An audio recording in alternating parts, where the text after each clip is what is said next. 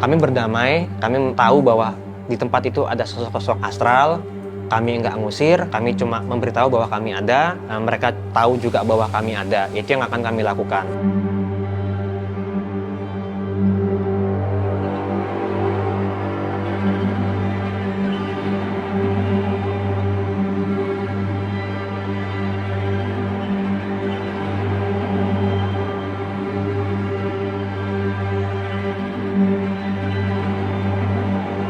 Halo, nama saya Hafiz. Saya di sini adalah founder dari Pangalaritz dan bekerja sebagai Director of Coffee di Pangalaritz.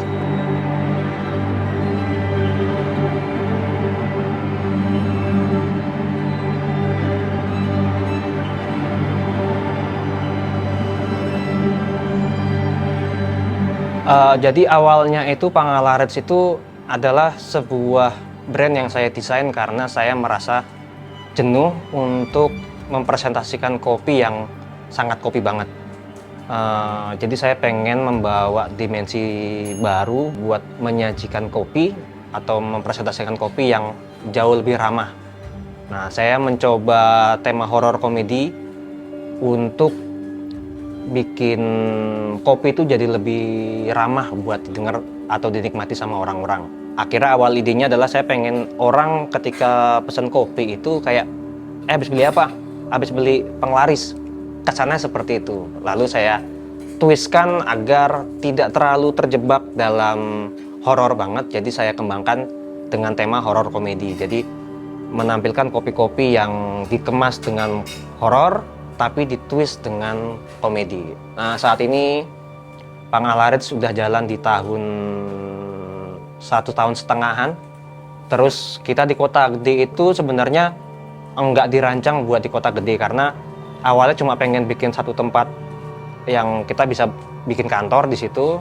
Terus ternyata ada tempat di kota gede, kami cuma kepikiran kayaknya seru di depan rumah Pocong Sumi. Padahal saya secara personal nggak tahu itu lokasi di mana, persis bangunannya seperti apa. Ternyata pas sampai kami langsung sampai di rumah yang di depannya adalah rumah Pocong Sumi.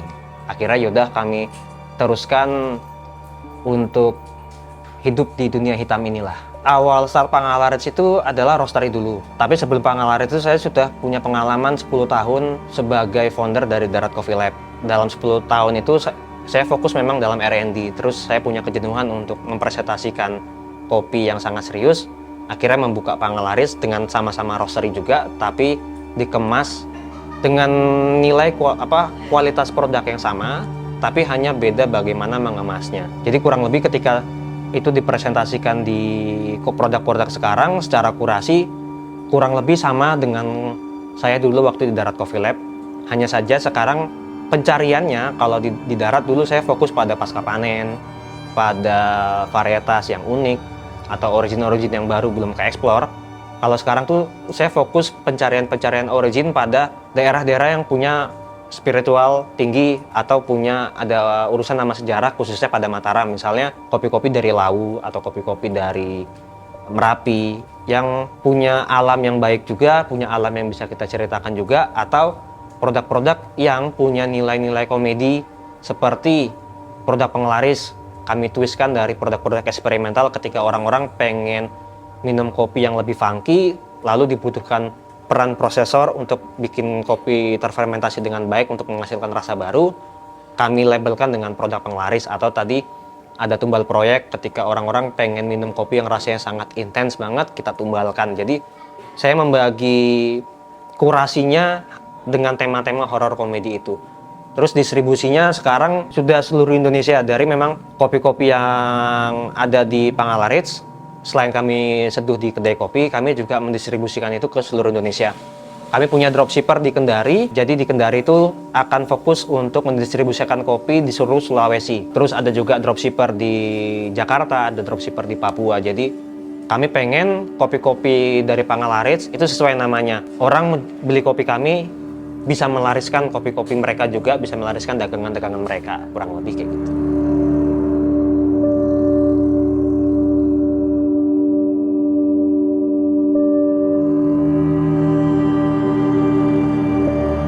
secara tingkat energi atau yang kita bisa mencari hal-hal mistis tuh Kota Gede itu jauh lebih kuat. Pertama, bukan mistis dalam konteks yang menakutkan, tapi konteks hal yang spiritual. Misalnya Kota Gede itu adalah ibu kota kerajaan Mataram. Jadi nilai spiritualnya jauh lebih tinggi. Meskipun kami berada dan bertepatan di bangunan yang urban legendnya lah. Orang terkenal dengan Pocong Sumi.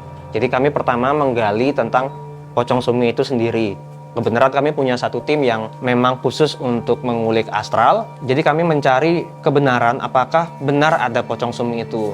Ternyata ketika kami gali, ternyata bukan sosok pocong yang ada di situ dengan nama Sumi, tapi ada sosok lain yang mengatasnamakan Sumi.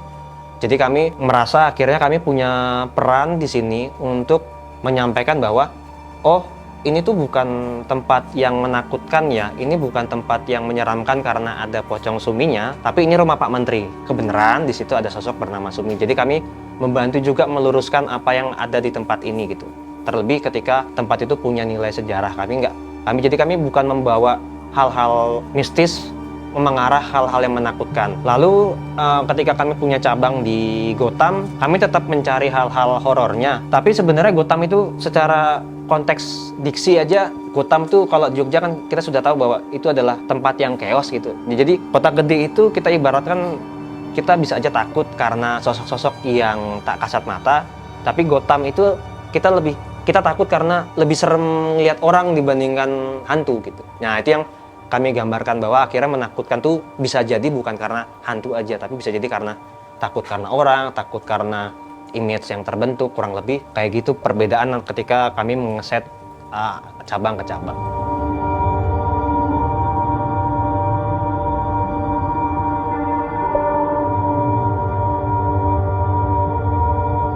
Karena tempat ini kan artinya di Kota Gede artinya tempat-tempat yang cukup kuat ya energinya, karena ini pusat dari kerajaan Mataram pada awalnya.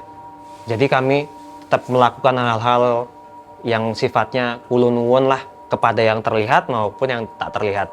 Cara-cara kami melakukan kulunuwun adalah melakukan ubur rampe. Ubur rampe itu kami lakukan pada Maret kemarin sebelum bulan puasa. Kami melakukan sesi ritual ubur rampe itu sebenarnya kayak selamatan, tapi kami bawa langsung orang dari keturunan Mataram untuk membawa sesi ini. Kami juga berkenalan dengan sosok-sosok yang ada di sini. Biasanya ketika kita membuka suatu tempat baru, yang kita lakukan adalah mengusir sosok-sosok yang ada di situ. Nah, yang kami lakukan adalah kami berdamai, kami tahu bahwa di tempat itu ada sosok-sosok astral, kami nggak ngusir, kami cuma memberitahu bahwa kami ada, mereka tahu juga bahwa kami ada. Itu yang akan kami lakukan untuk bagaimana kami bisa berumur lebih panjang lah di tempat ini. Pun ketika kami mencari tempat-tempat yang lebih sakral lagi, misalnya di Rumah Indis ada sosok penari dari zaman Mataram, kami membawa sosok tersebut yang namanya Eyang Putri itu bukan ke arah yang menakutkan bahwa nanti kalau kalian datang ke sini kalian bisa ngeliat penari atau apa ya, atau kalian akan ngerasa aroma melati. Rencana kami adalah bagaimana mempresentasikan itu dalam bentuk ruangan. Nah, ruangan di Kota Gede sekarang adalah bagian dari presentasi dari ruang riasnya Eyang Putri itu sendiri. Karena Eyang Putri suka berias sebagai penari, suka berdandan, punya banyak pakaian. Itu yang kami presentasikan dalam ruangan di Kota Gede ini. Terus kami juga akan mempresentasikan tarian Eyang Putri dengan penari yang sedang kami program lah ini. Jadi ada penari profesional yang akan menarikan tarian dari Eyang Putri, berarti tarian dari Mataram, untuk kami pertunjukkan. Jadi hal-hal yang mistis itu bisa jadi sebuah pengetahuan baru yang ketika kita presentasikan akan jadi sebuah hiburan, bukan hal-hal yang menakutkan. Jadi kami mengemas ketakutan-ketakutan itu menjadi hal yang menyenangkan di sini.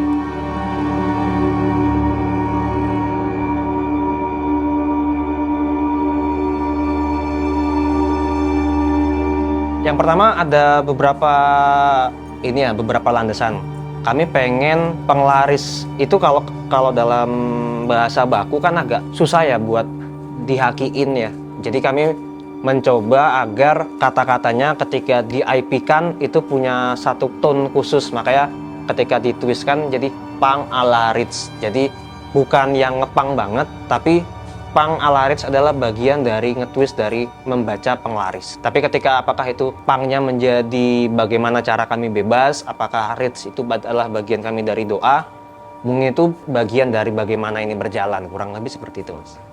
Horor komedi itu sebenarnya karena kalau tetap dasarnya itu saya pengen tetap fokus pada menyajikan kopi terbaik gitu. Tapi nggak pengen orang-orang yang datang itu terlalu merasa rumit banget, harus kopi harus kenal diksi-diksi ekstraksi, harus tahu varietas, harus ini. Jadi saya ketika membawa horor, orang-orang jadi lebih takut ngopi karena wah ini lebih tempatnya menakutkan dibandingkan karena aku ngerasa aku nggak pede mau ngopi gitu. Tapi kami coba komedikan biar nggak terlalu jadinya kabur dari kopinya. Makanya komedi itu adalah bagian dari mengemas kopi dan horornya. Misal produk-produk infuse kami kemas dengan nama Tumbal Proyek, dengan landasan bahwa untuk orang-orang bisa minum kopi yang rasanya sangat intens, kita harus menumbalkan kopi-kopi itu dengan buah-buahan biar rasanya sangat intens. Nah, itu salah satu contoh kenapa horor itu tetap disampaikan tapi tetap dikomedikan, kurang lebih seperti itu.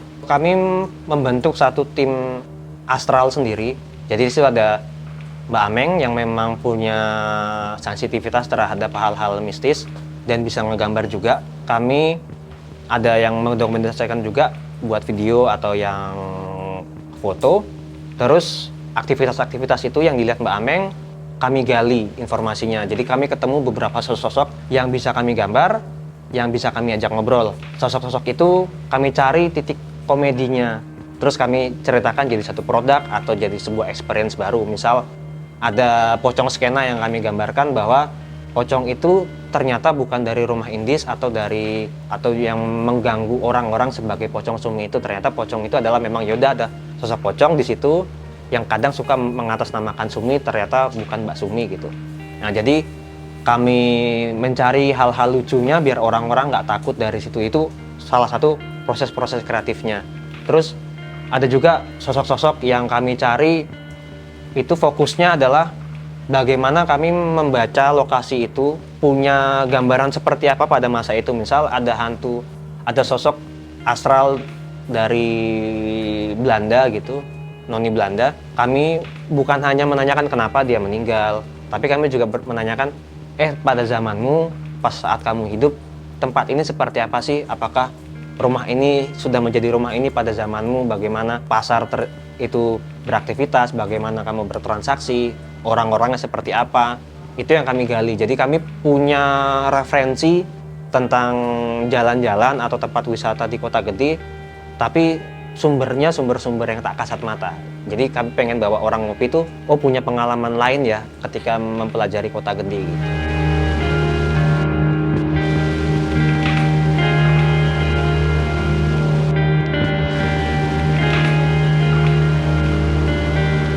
Jadi kalau yang best seller kita tuh ada produk dari Tumbal Proyek namanya Cidro. Cidro itu menggambarkan patah hati karena orang-orang kopi akan merasa sangat haram banget buat minum kopi infus atau menjual kopi infus. Akhirnya kami menggambarkan kepatah hatian orang-orang yang sangat curious banget buat minum kopi dengan menyajikan kopi infus dengan kami temakan adalah Cidro.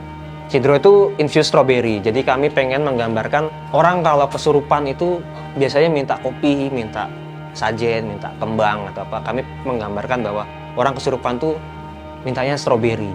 Itu yang akan kami gambarkan dari produk-produk itu. Terus kami juga kembangkan jadi terang bulan yang menggambarkan bahwa bagaimana martabak bukan terang bulan yang menggambarkan hal-hal mistis. Kok bulan purnama akan mistis, ternyata kami patahkan bahwa terang bulan adalah martabak gitu. Nah, jadi tetap kami kemas komedi. Meskipun di produk-produk yang non-infused kami kembangkan, memang kami highlight originnya, misalnya Gunung Lawu atau Merapi, atau beberapa kopi yang kami kunjungi kebunnya ada di Argopuro, tepatnya di Damar Kandang. Itu kami fokuskan untuk meng-highlight bagaimana origin-originnya bisa tumbuh, bisa berkembang, kurang lebih kayak gitu.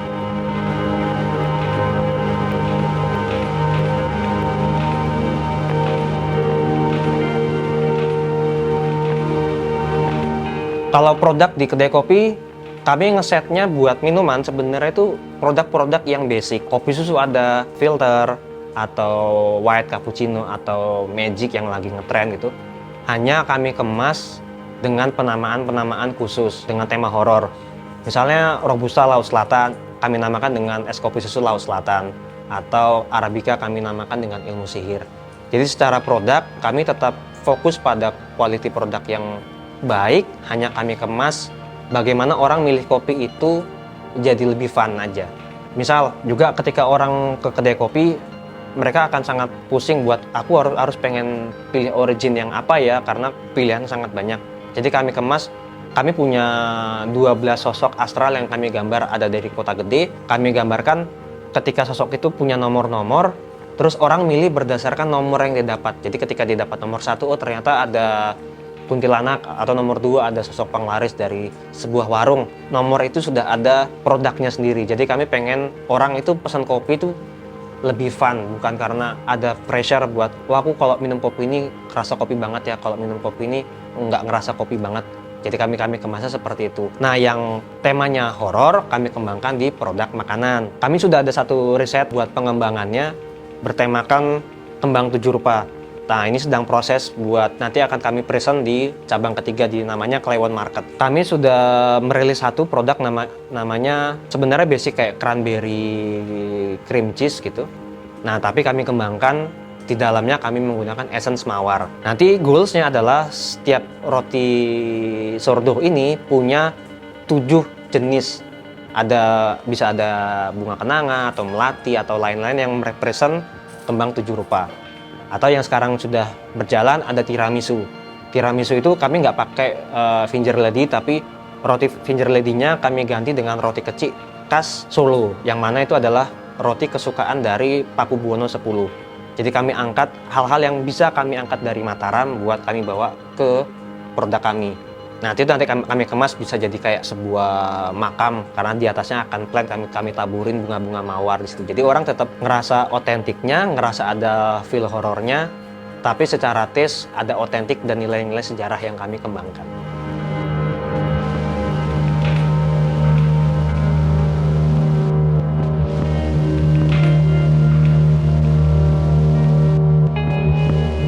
Jadi di Pangalarips kami tuh nggak pernah bikin diskonan di tanggal-tanggal cantik. Jadi kami fokusnya adalah setiap tanggal Kliwon kami akan jual kopi itu menjadi sangat murah. Tapi hanya tanggalan Kliwon. Jadi orang-orang harus menghafal tanggalan Kliwon untuk belanja kopi ini dengan murah. Berarti kami sudah punya tanggalan atau promo dalam bentuk tanggal. Dari Kliwon itu kami kembangkan lagi menjadi event. Yang kami kembangkan jadi jalan-jalan Kliwon. Kami keliling kota gede, yang mana kami sudah mapping di setiap kota gede itu ada sosok-sosok astral yang ada di situ. Tapi tujuannya bukan membawa orang jadi takut karena tempat itu ada sosoknya, tapi kami menggambarkan bahwa oh di tempat ini ada sosok punya pakaian seperti Chinese, ada ornamen-ornamen Chinese. Jadi menggambarkan bahwa oh ternyata di kota gede bukan cuma hanya orang Jawa atau kolonial yang tinggal di situ, tapi ada entitas-entitas lain yang terbentuk dalam identitas itu. Terus kami juga mengajak orang-orang itu lebih mendekat kepada dirinya sendiri. Jadi ketika misal orang berjalan di lorong yang gelap, terus itu nggak ada orang tinggal di situ, banyak rumah kosong, ketika merasa takut, apakah itu karena hantu? Bisa iya, bisa tidak. Bisa. Yang secara jelas kami bisa mencoba merasionalkan itu secara sains. Ketakutan itu bisa jadi karena kelembapan sedang turun, suhu sedang turun, kondisi bulan purnama sedang mempengaruhi gravitasi yang bikin itu kita jadi lebih merinding atau merasa kita takut. Nah, kami mencoba menjelaskan hal-hal yang menakutkan itu secara logis di jalan-jalan Kliwon itu. Nah, setelah ada event, kami kembangkan event itu menjadi sebuah offline store. Kami namakan Cleewon Market di cabang ketiga kami. Cleewon Market itu kalau dibaca ya pasar Kliwon, biar agak kroya-kroya dikit jadi ya Cleewon Market. Di Cleewon Market itu adalah bagian presentasi apa yang kami kerjakan dalam setahun terakhir. Dari pencarian sosok, pencarian sejarah itu kami presentasikan di sana. Bahkan kami ngeset bahwa tempat itu nanti seperti orang tersesat di pasar setan di gunung. Jadi orang akan masuk ke dimensi yang berbeda buat ngopi. Bahkan nanti kami sudah menyiapkan untuk pameran dari sosok-sosok asli yang ada di situ. Jadi akan kami showcase hantu-hantu yang ada di situ. Jadi kalian nggak perlu ngerasa takut bahwa di tempat itu ada hantu atau apa, karena kalian bisa merasakan oh ketika sudah ada kita sudah berdamai dengan sosok-sosok yang ada di situ. Jangka panjangnya juga kami sedang mempersiapkan sebuah karya musik yang sudah kami serah terimakan. Ada satu album ke salah satu komposer di Jogja. Dari semua sosok-sosok yang kami temukan, sejarah-sejarah yang kami temukan atau hal-hal spiritual yang kami temukan, kami kemas menjadi sebuah lagu. Itu ada satu album, nanti akan direkam secara live. Jadi nanti di masa depan akan ada satu ruangan buat orang mendengarkan lagu dari sosok-sosok itu. Jadi kami pengen ada orang bisa, nggak perlu harus merasa ngelihat hantunya atau nggak perlu jalan ke tempat-tempat mistis. Kami presentasikan itu dengan fun, yaitu dengan karya musik di masa depan.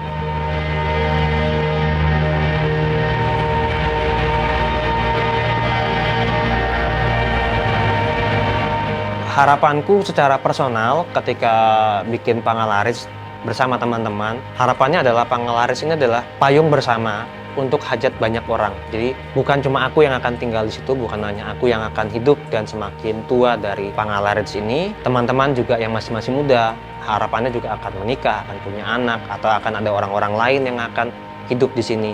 Harapannya Pangalaris itu bisa jadi hajat banyak orang, bisa jadi tempat orang buat mencari makan di sini, bisa hidup di sini lebih baik dengan cara menjual produk-produk penglaris yang mana ketika orang minum kopinya akan semakin laris semuanya. Harapannya seperti itu. Ya, cabang pertama itu ada di Kota Gede, bukanya setiap hari dari jam 3 sore sampai jam 12 malam. Terus setiap tanggalan Kliwon kita ada event jalan-jalan Kliwon dan itu free, yang penting teman-teman pesan kopi, pesan makan, itu kalian bisa ikut jalan-jalan di Kota Gede. Terus cabang kedua ada di Babarsari, kita kenalnya dengan Gotham City, itu buka dari jam 9 pagi sampai jam 12 malam, bukanya juga tiap hari.